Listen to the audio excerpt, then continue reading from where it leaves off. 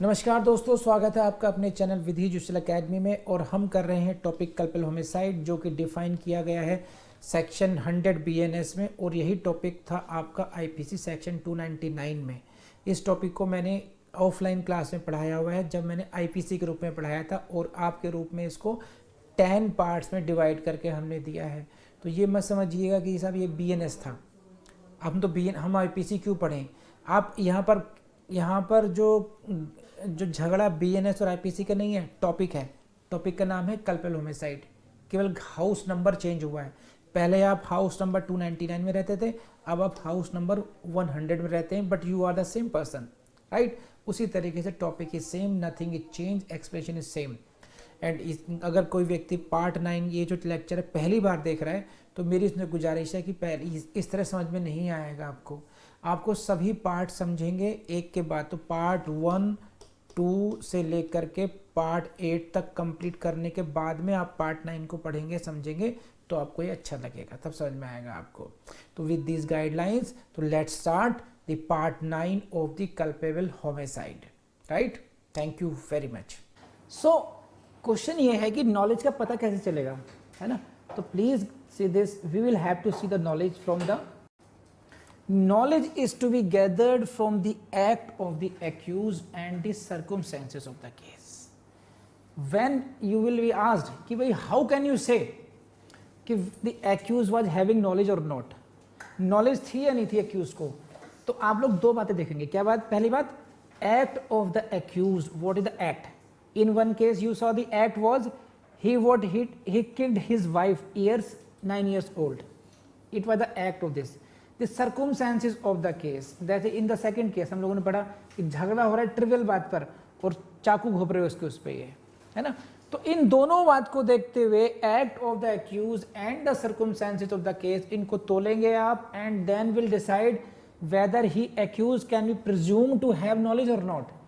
Knowledge को थी या नहीं थी, आप इन सर्कमस्टेंसेस में देखेंगे, and it's a question of fact. ये तथ्य का प्रश्न है। व्हेन वी से it's a question of fact, it means it all depends upon the facts of the case, कि हर केस के फैक्ट्स डिफरेंट होंगे, और हर केस में आपको इसका कोई फॉर्मूला फिट नहीं कर सकते आप। You can not fix a formula, and that is the judgement of the magistrate. Magistrate will have to decide in certain circumstances, in given circumstances, whether he can be presume to have knowledge और not. सही है, बढ़े आगे बढ़ती हैं। देखिए next case देखते हैं अभी, और बढ़िया सा आपके लिए। This is Ganesh Dule, very important case, highly important case. Case का नाम है गणेश दुले। देखो, snake charmer exhibited in public a venomous snake, एक जहरीले नाग को एक सपेरे ने दिखाया। सही है। एग्जिबिट स्नेक चार्मर यानी कि सपेरा, exhibited in public a venomous snake, एक जहरीले सांप को दिखाया। whose fangs he knew had not been extracted and to show his own skill, जिसके जो जहरीले दांत होते हैं उसके बारे में जानकारी थी कि वो नहीं निकाले गए हैं, है ना। whose fangs he knew, knowledge थी उसको, had not been extracted, कि नहीं निकाले गए हैं, ठीक। And to show his own skill, की अपनी स्किल दिखाने के लिए, but without any intention to cause harm to anyone. सपेरा ने, देखो इंटेंशन गलत नहीं थी बेचारे की उसकी, his intention was not to cause harm, वो केवल what was his intention, his intention was to show his own skill. Got it. Place the snake on the head of one of the spectators, एक दर्शक के सिर पर सांप रख दिया। You got it. Now see the words जो हैं, ये जो इंपॉर्टेंट वर्ड्स हैं इसमें। दिस इज स्नेक कैसा है, विनोमस स्नेक है। Whose fangs he knew had not been extracted, जिसके जो दांत है, जहरीले दांत हैं, वो नहीं निकाले गए, जानता है इस बारे में, but without any intention to cause harm to anyone, he is not intending to cause harm. So clause 1 gone, तो 299 की क्लॉज 1 है, इंटेंशन ऑफ कॉजिंग डेथ यहाँ पे एप्लीकेबल नहीं होगी, because he has no intention to cause death. What he did, what is actus reus, उसका कार्य क्या है। He place the snake on the head of one of the spectators, जैसा कि मैंने कहा आपसे अभी, knowledge is to be gathered from act of the accused and the circumstances of the case. Now you apply here this. What is the accused act of the accused? Who is accused? Snake charmer. What is the act? Putting venomous snake on the head of spectator. एक दर्शक के सिर पर जहरीले सांप को रखना उसका कार्य है. किन हालात में है कि वो दिखाना चाहता है लोगों को अपना फन, अपना हुनर दिखाना चाहता है. वो ये है इस केस के हालात. दी जा रहे circumstances. He want to show his skill. What is his act? Putting the venomous snake on the head of spectator. So from these circumstances, from this act, what can we presume? Are you getting point? Knowledge can be presumed at least, because see, he is not intending. And suppose कीजिए मैं इसमें हालात को change करता हूं थोड़ा सा. Now suppose I am the snake charmer और मेरी इनसे दुश्मनी है भाई साहब के साथ, है ना, एज्यूम करो. और मैंने कहा आज खेल के बहाने आज बताऊंगा खेल क्या ना, और जमूरा खेल दिखाएगा. करते करते मैंने इनके सर पे जाकर रख दिया वो.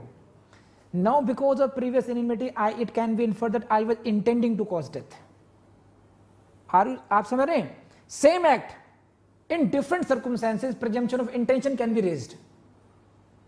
तो it all depends upon the act of the accused and the circumstances of the case कि what you want to presume from this. तो both things you will have to keep in mind कि what is the actus reus of the accused, ने करा क्या है, किन हालात में किया है. तो in this case the spectator in trying to push off the snake was bitten and died in the consequence. उन्होंने हटाना चाहे, जब सांप रखोगे तो सांप ने डसा. The snake charmer was held guilty of culpable homicide not amounting to murder in this case. Case का नाम Ganesh Dule. And this case is asked by name. आपके एग्जाम में नाम से पूछा जाता है. विच out the following cases is related to section 299. निम्नलिखित में से कौन सा केस कल्पल होमिसाइड से संबंधित है? Option is Ganesh Dule. जो भी केसेस आएंगे केस का नाम याद रख लीजिएगा आप. ऐसे केसेस आते हैं तो बड़ा फेमस केस है कि सांप को रखना.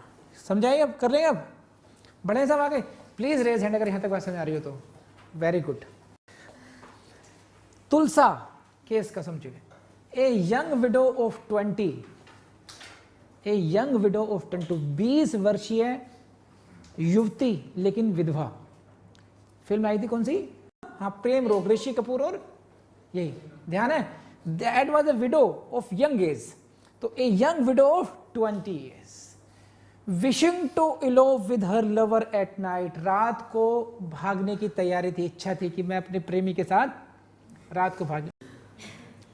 wanted to elude the vigilance of her parents. अपने पेरेंट्स से बचते बचाते.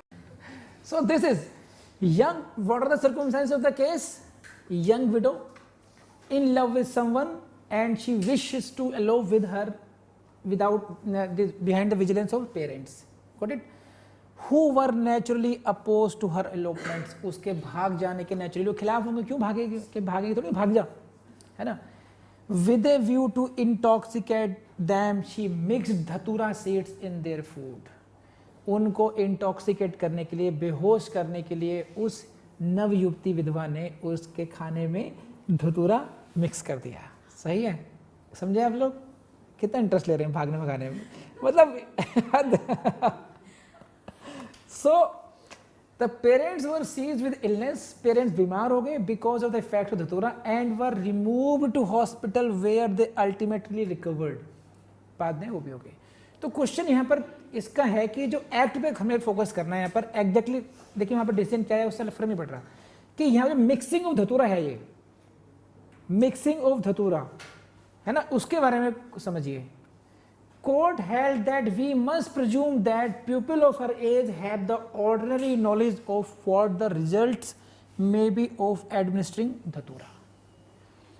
कोर्ट ने क्या कहा? We must presume, हमें ऐसा मानना होगा, प्रिज्यूम करना होगा कि people of her age, इस उम्र के जो लोग हैं, they have ordinary knowledge, उनको इस बात का सामान्य ज्ञान होगा. क्या सामान्य ज्ञान होगा? What is the ordinary knowledge? That what are the results may be of the administering धतूरा. धतूरा खिलाने के क्या क्या कॉन्सिक्वेंस हो सकते हैं, क्या परिणाम हो सकते हैं, इस उम्र के इंसान को पता होगा. तो knowledge can B gathered from the act and the circumstances of the case. अब उल्टे ये नहीं कह सकती अच्छा बीमार हो जाते हैं इससे, ऐसे नहीं कह सकते। अब you can not be innocent, you will have to be responsible for your acts. Getting point और नॉट? अब आइए आप दूसरे केस पर, वेरी वेरी इंपॉर्टेंट केस भाई, श्री नारायण। सबसे भयंकर केस, नहीं सबसे भयंकर सेक्शन 219 300। नमस्ते श्री नारायण जी को नमस्ते कर लीजिए, ऐसे याद कर लीजिएगा। श्री नारायण केस बहुत इंपॉर्टेंट है भाई। A struck B on the head a single blow with a piece of firewood. एक जलाने वाली लकड़ी के एक टुकड़े से ए ने बी के सर पर प्रहार किया। This is the Hindi. A struck B on what? On vital organ, on the head. What he hit? He hit a single blow with what? With a piece of firewood. तो this is the act of the accused. ये हो गया accused का कार्य। क्या क्या उसने? एक जो लकड़ी जलाने की लकड़ी होती है, इसमें बहुत भारी तो होगी नहीं, जो जलाने वाली लकड़ी है उससे एक उसके सिर पर दे मारा, बी के उसमें। Got it? बढ़े आगे। Now B fell down bleeding from her nose. उसकी नाक से, लेडी की नाक से, बी इज द लेडी, उसकी नाक से खून बहने लगा, गिर गई एंड बिकेम सेंसलेस। अब वो हो गई बेहोश। ठीक है, तो this is the consequence of the act of the accused. Accused का एक्ट क्या है? This is hitting blow with the stick, है ना, and the result is what? B became senseless. Got it? Now अब समझो यहां पर, A and his wife W thought that B was dead. उन्होंने ये समझा कि ये मर गई है। हुआ क्या है? बेहोश हुई है। समझा क्या है? मर गई। So they placed B on a wooden pyre and set fire to it which cause her death. इसलिए उन्होंने लकड़ी की अर्थी बनाई, उसे रखे, उसको आग लगा दी। समझे? ये फिल्म आई थी वेलकम। वेलकम में जो उसका बेटा था आरडीएक्स का, आरडीएक्स के बेटे को था ना वो सीन उसमें, तो कुछ ऐसा समझ लीजिए कि बेहोश आदमी को मृत समझ करके, ही इज सेंसलेस, है ना, the victim is senseless but the accused person thought it to that he has died, she has died. तो this was the gross negligence on that part. उसकी नाक से देखोगे दिल धड़क रहा होगा, है ना, उसके हाथ पर चलने तो बंद हुए लेकिन दिल धड़केगा, सांस भी आती है दिखाई देगी, but you are so grossly negligent कि you put that lady on the wooden pyre, वो जला दिया उसको, उसकी वजह से उसकी मृत्यु हुई, which cause her death. So it was held that A and W were not liable to convicted under 302 as they had no intention to cause her death but liable to be convicted under section 304 part 2nd as they had acted with gross negligence। 302 में conviction नहीं हुआ क्योंकि intention मारने की नहीं थी, there was no intention to kill, but because they have acted grossly negligent, इसलिए knowledge was presumed and therefore the case was brought in the 299 clause 3rd, knowledge clause. पसंद में ही नहीं आई है, समझ रहे हैं? ग्रॉस नेग्लिजेंस का ये जो मैंने फॉर्मूला बताया था आपको अभी, sometimes even gross negligence may amount to knowledge, gross negligence may amount to knowledge, है कि नहीं? तो if a person acts negligently or without exercising due care and caution, तो यहाँ पर जो accused persons हैं A and W, they did not take any precaution, just they thought that lady has died and they set fire, so then they will be presumed to have knowledge of the consequences। You got it or not? समझ में आई बात आपको? तो gross negligence कैसे कैसे हो सकती है? केस का नाम क्या है? श्री नारायण। कैसे याद रखोगे? महाप्रभु श्री नारायण, महासेक्शन 299। अब इसका जस्ट अपोजिट उसी से मिलता जुलता है पलानी गोंडन, मद्रास का केस है और बहुत इंपॉर्टेंट केस है, again very important case for you. Palani Gounden case, Madras high court had applied the law in a different manner. लगभग ऐसे ही केस के फैक्ट्स है but the law was applied in a different manner. How it is this? In this case accused struck his wife a blow on her head. इसमें ये समझ लीजिए जितने पुरुष लोग देख रहे हैं यार, पढ़ रहे हैं यहाँ पर, ये इनमें जितने पुरुष लोग हैं ये किसकी हत्या कर रहे हैं? एक फीमेल की हत्या की जा रही है और मर भी रहे हैं बाद में, ऐसी बात नहीं, जेल भी जा रहे हैं। तो बिवेयर, कॉशियस, एंगर मैनेजमेंट, ध्यान रखना सब लोग। So in this case accused struck his wife a blow on her head with a ploughshare which though not shown to be a blow likely to cause death in fact rendered her unconscious। Again वही बात, अपनी wife को उसने struck किया और उसकी वजह से उसकी वाइफ अनकॉन्शियस हो गई। Then the accused believing her to be dead, accused ने सोचा कि ये मर चुकी है, in order to lay the evidence of false defence of suicide by hanging hanged her on a beam by rope. ये दिखाने के लिए कि भैया इसने सुसाइड करी है, उसने उसको हैंग कर दिया। ये दिखाया कि भाई इसने लटक करके अपनी मृत्यु खुद बुलाई है, सुसाइड किया है। लेकिन एक्चुअली में क्या होता, she became unconscious, she was not dead, just accused what, believing her to be dead. This is her gross negligence. You are believing someone who is only unconscious to be dead, this is your gross negligence and that will amount to knowledge. Okay, this is, तो this is formula type. If you are gross negligent, it means you are having knowledge. If you will be, you are gross negligent, we will presume that you are having the knowledge of the consequences of your gross negligence. इसी case में सलमान खान साहब का जो case था उसमें यही बात हुई। इसी पॉइंट पर काफी लंबी चली कि सलमान खान को क्यों ना 304 में लाया जाए। 304A is what? Causing death negligently. Punishment is only for 2 years. But if the case comes into this category, हम ये माने कि he was drunk, it means gross negligent and it means knowledge, it means culpable homicide, then the whole quantum of punishment goes up. See, same case was of BMW.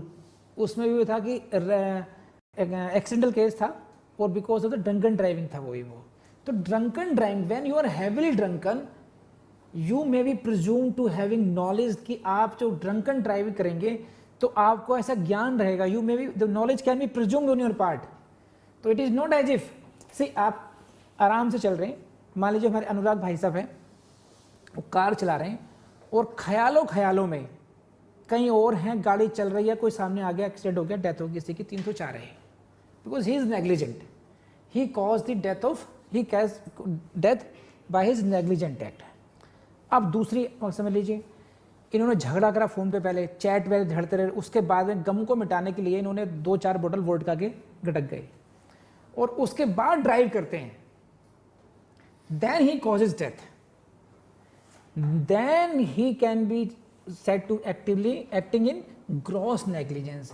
And when he is acting gross negligently, knowledge can be presume कि भाई इतनी शराब P के चलाओगे तो तुम्हें ये knowledge होगी, तुम्हें ज्ञान रहा होगा कि तुम्हारे कार्य से किसी की मृत्यु भी हो सकती है। तो this is the formula of gross negligence and knowledge. I hope you understand it properly now.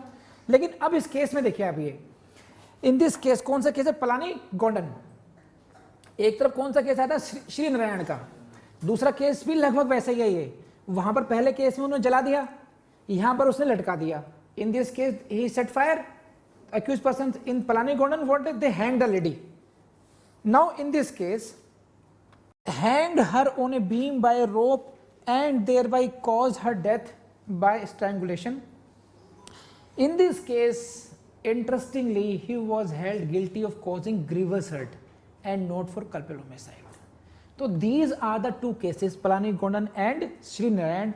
Both are having similar kind of factual matrix, but decided in different manner.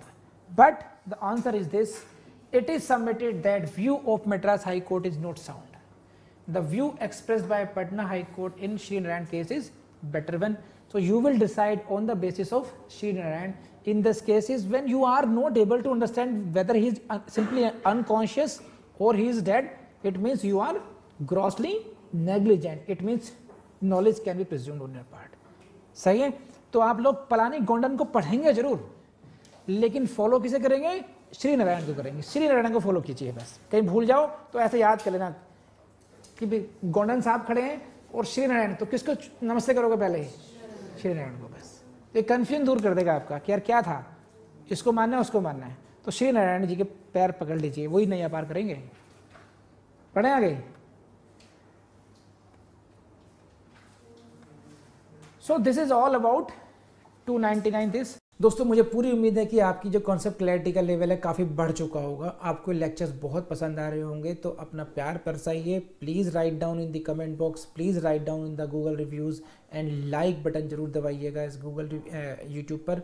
और इसी तरीके से फिर कहूँगा आपसे मेरी गुजारिश है तहे दिल से, don't forget the only one trick I give you always, that is the revision. बाकी ट्रिक तो लेक्चर में पढ़ ही लिए होंगे हमने। Revision revision and revision only will make you the जज and that is in the very short time. तो इसके बाद में हम क्या करेंगे, आखिरी का वीडियो आएगा कल्पिल होमिसाइड में, पार्ट 10 आएगा, हम उसको कंप्लीट करेंगे। जिस तरीके से हमने मेहनत से अभी तक के 9 पार्ट्स कवर करें, उसी तरीके से हम 10वां पार्ट भी कवर करेंगे।